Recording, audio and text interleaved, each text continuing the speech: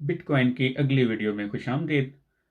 आज जो है ना हम बात करेंगे कि जैसे पिछली वीडियो में बताया कि माइनर्स जो होते हैं जो बिटकॉइन बनाते हैं उनको उन जो बिटकॉइन को प्रोसेस करते हैं डाटा सारी ट्रांजैक्शंस का उनको इनाम के तौर पे बिटकॉइन दिए जाते हैं। तो ये जो इनाम में मिलने वाले बिटकॉइन होते हैं इनको इनकी तादाद क्या होती है ये मैंने कहा था कि मैं बाद में बताऊंगा, तो अभी मैं आपको बताने वाला हूँ। इसका बहुत इंपॉर्टेंट रोल है। इनाम में जो मिलने वाले बिटकॉइन आजकल जो मिल रहे हैं हर ब्लॉक बनाने के ऊपर जो भी सर्वर वाले जो हैं अपना अगर वो जीत जाते हैं बाकी सर्वर से दुनिया भर में, और इस वक्त उनको 6.25 बिटकॉइन मिलते हैं पर ब्लॉक। मतलब ये है कि इस वक्त दुनिया में तकरीबन ऑन एवरेज हर 10 मिनट बाद एक ब्लॉक बिटकॉइन का बन के पब्लिश हो रहा है। इसका मतलब क्या हुआ कि इस वक्त तकरीबन 6.25 बिटकॉइन हर 10 मिनट बाद बन रहे हैं। पिछले साल यही तादाद जो थी नए बिटकॉइन बनने की वो 12.5 थी।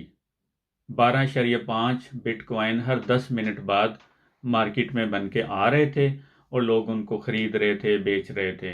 अब ये तादाद आधी रह गई है, 12.5 से 6.25। इसका मतलब ये हुआ कि कुछ ना कुछ वजह है कि जिसकी वजह से ये तादाद आधी रह गई है इस वक्त। और ये जो वजह है इसको हम कहते हैं हाविंग। तो हाविंग जो है क्या होती है कि उन्होंने बिटकॉइन एल्गोरिदम में ये उसूल बना दिया गया शुरू से ही कि जब भी हर 2,10,000 ब्लॉक्स जब हो जाएंगे ना तो उसके बाद मिलने वाला इनाम आधा हो जाएगा पिछले इनाम से।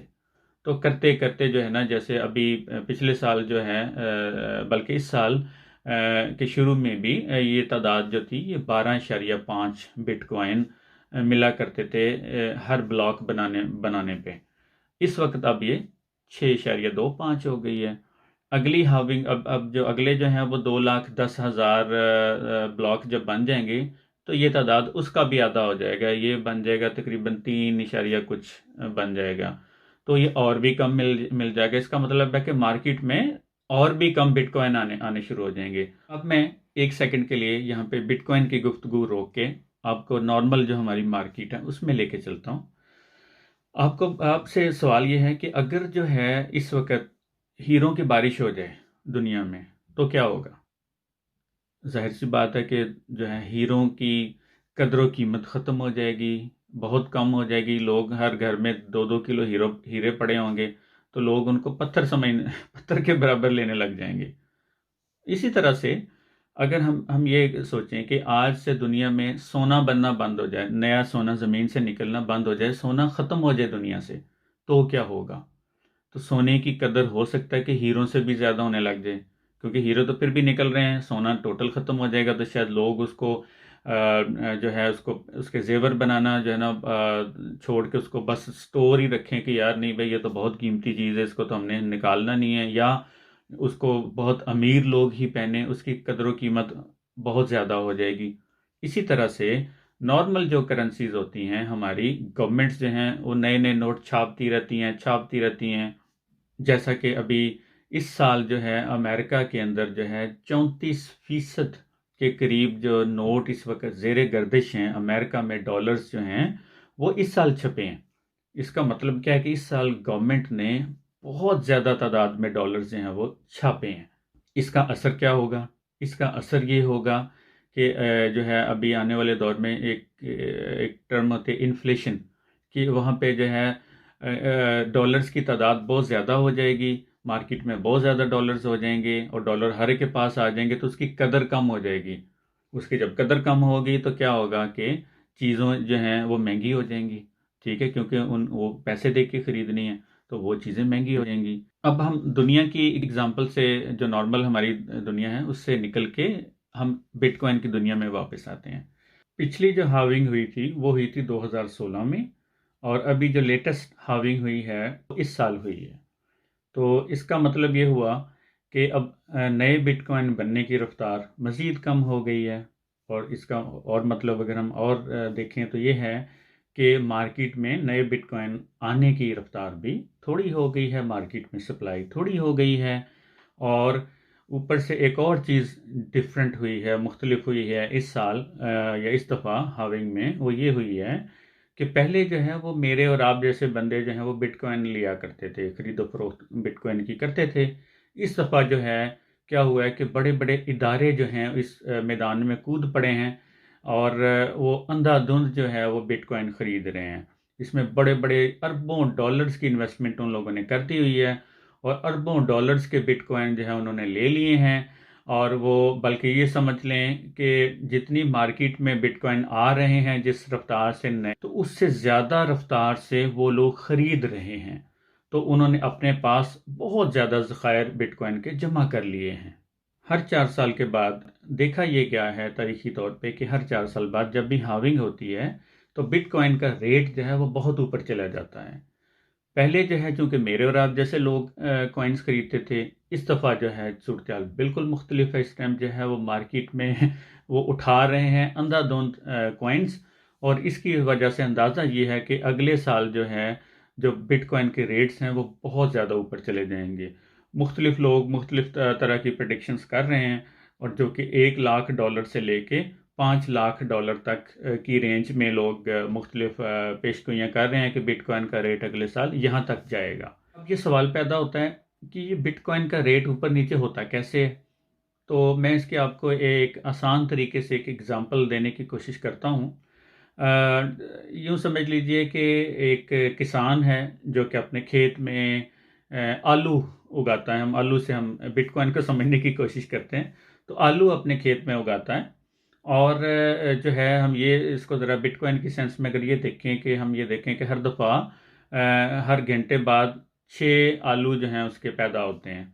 अगर तो वो सक्सेसफुल हो जाता है, अगर उसकी खाद वगैरह ठीक है और अगर उसने जो है वो बारिश सही हो रही है, वक्त पे पानी मिल रहा है, तो बिटकॉइन के सेंस में हम ये कह सकते हैं कि हाँ भी अगर उसका सर्वर तेज़ है, उसने जल्दी बिटकॉइन का वो प्रोसेसिंग कर ली है।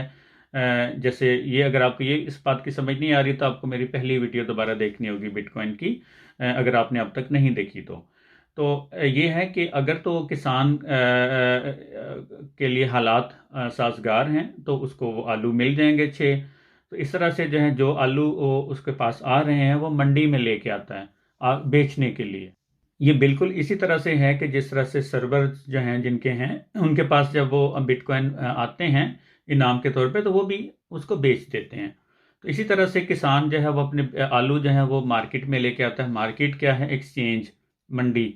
तो वो मंडी में लेके आता है तो वहाँ पे जो है ना ख़रीदने वाले होते हैं। और जो नॉर्मल मंडी होती है हमारी सब्जी मंडी, वहाँ पे जो है वो कारोबार दिन के टाइम ही होता है। ये जो है बिटकॉइन की एक्सचेंजेस ये 24 घंटे काम करती हैं, वीकेंड्स पे भी काम कर रही हैं। हज़ारों लाखों लोग जो हैं वो अंधाधुंध खरीद रहे हैं, बेच रहे हैं। तो अब मंडी के सेंस में अगर हम ये देखें कि जो है एक ऐसी मंडी जहाँ पे कि पैदावार लिमिटेड है, पैदावार ज़्यादा नहीं है, पैदावार का हमें पता है कि 1 मिनट 10 मिनट में सिर्फ 6 आलू ही पैदा हो सकते हैं। तो और एक मखसूस दिन में एक मखसूस तादाद से ज़्यादा बिटकॉइन पैदा ही नहीं हो सकते या आलू पैदा ही नहीं हो सकते। और एक मखसूस मिकदार ही है आलूओं की जो मंडी में आनी है। और अब हम ये सोच लें कि वहाँ पे जो है ना आम लोग भी हज़ारों की तादाद में हैं जो इसको ख़रीदना चाहते हैं। और साथ साथ बड़े बड़े सेठ अब आ चुके हैं, जैसे मैंने बताया कि बड़े बड़े जो हैं वो कॉरपोरेट्स, बड़े बड़े इदारे हैं जो कि अंधाधुंध अरबों डॉलर्स के अंदर जो है बिटकॉइन को ख़रीद रहे हैं। तो अगर हम यहाँ पे देखें कि बड़े बड़े सेठ आ गए हैं जो कि ट्रॉलियों के हिसाब से जो है वो आलू ख़रीद रहे हैं। तो इसका मतलब क्या होगा कि दूसरे जो लोग हैं उन तक आलू मिलेंगे नहीं, शॉर्टेज हो जाएगी, उसका रेट बढ़ जाएगा। और यही होने जा रहा है अगले साल कि जब मार्केट में बिटकॉइन है ही नहीं है, अभी भी जिन लोगों ने ख़रीदना होता है उसका रेट बहुत ऊपर चला गया हुआ है। अभी जैसे कल मैंने अभी बताया कि कल की डेट में ऑल टाइम हाई रेट चला गया था बिटकॉइन का, मतलब बिटकॉइन की तारीख का सबसे हाईएस्ट रेट वो कल गया था। अब जब लोग जो हैं एक्सचेंज से कॉइन ख़रीदते हैं, इसी तरह से अगर हम आलू की मिसाल पे वापस आएँ तो अगर जो हैं वो ताजिर हजरात जो हैं या आम बंदा अगर मंडी से आलू ख़रीदता है तो दो काम हो सकते हैं। या तो लोग जो हैं आलू को घर ले जाएंगे ख़रीद के, अपने वहाँ पे स्टोर में रखेंगे, क्योंकि वो समझते हैं कि भाई मंडी में अगर आलू रखे तो वो चोरी हो जाएंगे। बिटकॉइन के सेंस में अगर हम बात करें तो जो एक्सचेंजेस हैं यहाँ पे डाके बहुत डलते हैं, हैकर्स होते हैं। तो लोग क्या करते हैं कि बिटकॉइन या दूसरे कॉइन लेके तो उसको अपने यहाँ हार्डवेयर वॉलेट में स्टोर कर लेते हैं। वो मैं आपको एक और वीडियो बना के दिखाऊंगा जिसमें वॉलेट्स की इकसाम बताऊंगा, हार्डवेयर सॉफ्टवेयर वॉलेट्स वगैरह एक्सचेंजेस, तो वो मैं एक अलग से वीडियो बनाऊंगा। लेकिन फिलहाल हम ये समझ लेते हैं कि उसको आलूओं को वो अपने घर ले जाते हैं ख़रीद के। और जो दूसरे लोग होते हैं वो क्या करते हैं, आलू ख़रीद के तो मंडी में ही रखे रहने देते हैं और मुनासिब मौका मिलते ही उसको बेच देते हैं। तो ये इस तरह के हजरात भी होते हैं कि वो बिटकॉइन को ख़रीद के तो एक्सचेंज के अंदर ही रहने देते हैं। तो हमें पता लगता रहता है कि हाँ भाई इस टाइम मंडी में आलू कितने हैं, मंडी में बिटकॉइन कितने हैं, सप्लाई कितनी आ रही है, इस टाइम हैं कितने हैं, तो उस हिसाब से रेट को लोग देखते हैं। और कुछ जो हजरात हैं जो कि आलू घर ले गए हुए हैं, बिटकॉइन अपने वॉलेट्स में रखे हुए हैं, वो भी मुनासिब मौका देखते हैं कि जब भी रेट ज़्यादा हो तो भी वो मार्केट में ला के बेच देते हैं। तो आसानी समरी की खातिर जो इसको मुख्तसर करने के लिए मैं ये कह देता हूँ कि सप्लाई एंड डिमांड, ये दो ही चीज़ें हैं जिसकी बेस के ऊपर, जो मेन जो दो चीज़ें हैं कि जिसकी बेस के ऊपर रेट जो है वो ऊपर नीचे होता है। कितनी मार्केट में चीज़ पड़ी हुई है।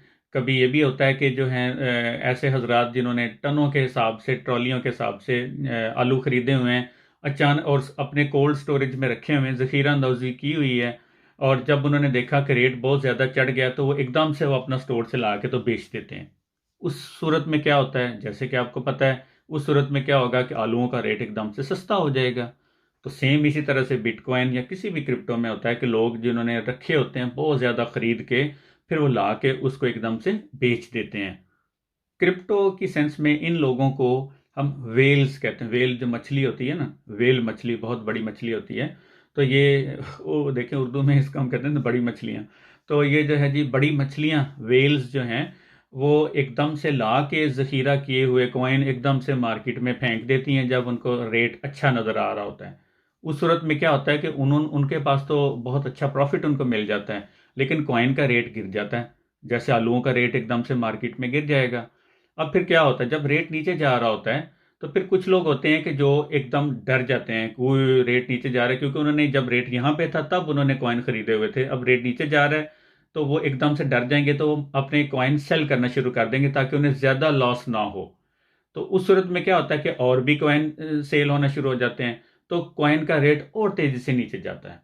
जब और तेज़ी से नीचे जाता है तो फिर जो वेल्स हैं ना, ये जो लोग हैं ये दोबारा वापस आ जाते हैं मार्केट में, या और जो मौका परस्त लोग हैं और भी आ जाते हैं। वो कहते हैं अच्छा भाई अब रेट बहुत ज़्यादा नीचे चला गया, अब इसने ऊपर भी जाना है तो चलो अब दोबारा ख़रीद लो। तो वो थोड़े रेट में दोबारा से ख़रीद लेते हैं और फिर जो है क्या होता है कि मार्केट ऐसे ऐसा ऊपर जाती है। जब ऊपर जाती है तो फिर क्या होता है कि फिर वो दोबारा से यही खेल, तो ये जो खेल है ना ये हर रोज़ खेलते हैं। हर रोज़ अगर आप क्रिप्टो के जो ग्राफ्स हैं, चार्ट्स हैं वो देखें तो वो यूं यूं यूं यूं हर रोज़ हो रहा होता है, और एक दफ़ा नहीं होता, बहुत दफ़ा होता है। और लेकिन जो हर 4 साल के बाद जो बड़ा साइकिल होता है वो हर 4 साल के बाद होता है। और अभी जो है वो अगला इस साल अभी दिसंबर में और साथ अगले साल जो है ये जो बड़ा खेल है वो होने जा रहा है।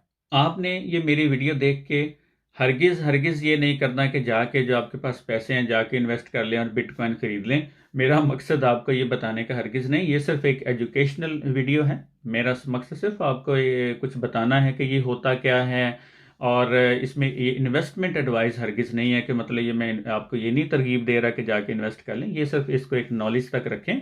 आपने हाँ ज़रूर इन्वेस्ट करें, लेकिन उसके लिए अपनी रिसर्च करें, अपनी रिसर्च करें। आप मुख्तलिफ जो हैं वो सोर्सेज इस्तेमाल करें, रिसर्च करें और फिर देखें अगर आपको मुनासिब लगता है तो आप ज़रूर करें।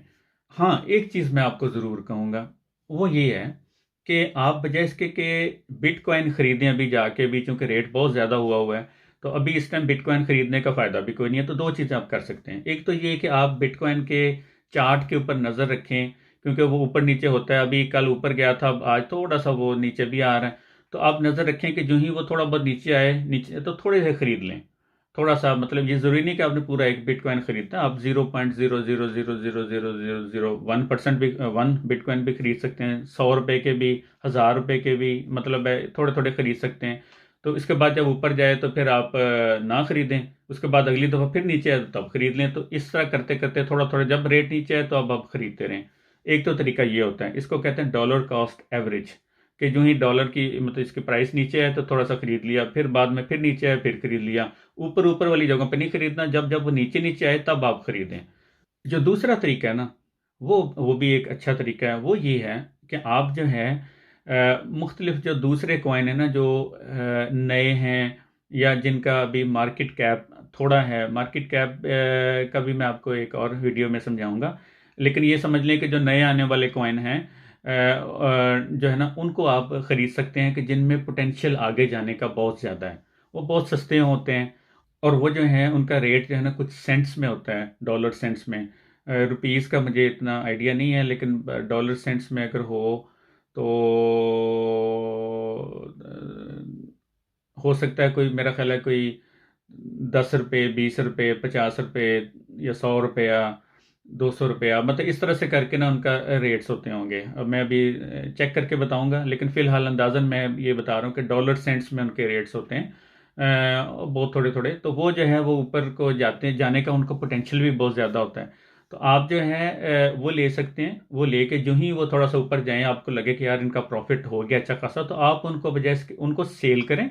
उनको सेल करके तो जो है आप उसके बिटकॉइन ले सकते हैं। जैसे कि आप अपने लाख रुपए का बिटकॉइन लें, आप थोड़े से के दूसरे वाले कॉइन ले लें, वो इन्वेस्ट करें। जब उनका थोड़ा टाइम के बाद उनका रेट ज़्यादा हो तो आप उनको बिटकॉइन में कन्वर्ट कर सकते हैं। उनके सब को कर सकते हैं या उनके कुछ खास प्रॉफिट को कर सकते हैं। तो ये जो टेक्निक्स हैं ये भी मैं आपको बाद में बताऊंगा अगली वीडियोस के अंदर, कि आपने जो है अपना पोर्टफोलियो कैसे बनाना है और कैसे जो है अपने प्रॉफिट्स को बिटकॉइन और इथीरियम वगैरह लेके, दूसरे कॉइन्स लेके उनको बढ़ाना है।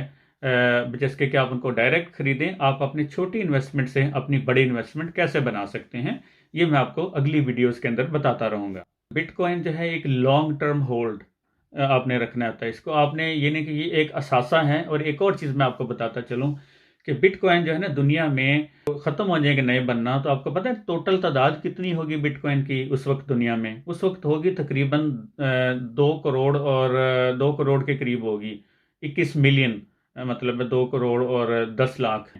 तो इसका मतलब क्या हुआ कि इस वक्त जो बिटकॉइन आपने अभी ख़रीदा हुआ है, जो है वो ख़रीदा हुआ है फॉर एग्जांपल 1,000 रुपये का या 20,000 रुपये का, इतनी ज़्यादा वैल्यू हो जाएगी उसकी, क्योंकि जब डिमांड इतनी ज़्यादा बढ़ रही है और सप्लाई कम से कम हो रही है, तो वैल्यू ऑटोमेटिकली ऊपर जाएगी। और उस वक्त आप अंदाज़ा लगाएं कि आज के आपका 10,000 रुपये का बिटकॉइन 10 साल बाद क्या वैल्यू होगी।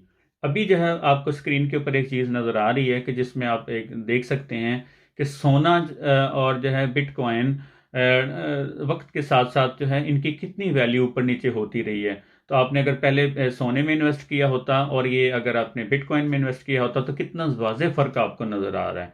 इसी तरह से जो है अगर आज आप बिटकॉइन में इन्वेस्ट करते हैं, चाहे वो ख़रीद के करें, चाहे वो छोटे कॉइन लेके उनके प्रॉफिट से आप बिटकॉइन बनाएं, लेकिन मुस्तकबिल में इसकी वैल्यू बहुत ज़्यादा होती जाएगी। तो आपने ये याद रखना है। और अभी होने क्या जा रहा है, एक और आपको जैसे मैंने बताया कि बड़े बड़े इदारे जो हैं इस खेल में कूद पड़े हैं। अब वो जो हैं वो अरबों डॉलरों के हिसाब से उन्होंने जो है वो बिटकॉइन मार्केट से उठाना शुरू कर दिए, अपने पास ज़ख़ीरा करना शुरू कर दिए हैं। मार्केट में शॉर्टेज हो गई है। और साथ ही साथ जो है बैंक्स जो हैं ऐसे जो हैं वो ट्रेडिशनली बिटकॉइन के ख़िलाफ़ रहे हैं। अब जो है बहुत सारे बैंक्स जो हैं उन्होंने इसकी हिमायत में बोलना शुरू किया है। ना सिर्फ हिमायत में बोलना शुरू किया है, बल्कि साथ साथ तो अब ये बातें भी होना शुरू हो गई हैं कि जैसे आपको पता है कि बैंक जो है वो उस हिसाब से नोट छापता है जिस हिसाब से उसके पास सोने के ज़खायर होते हैं।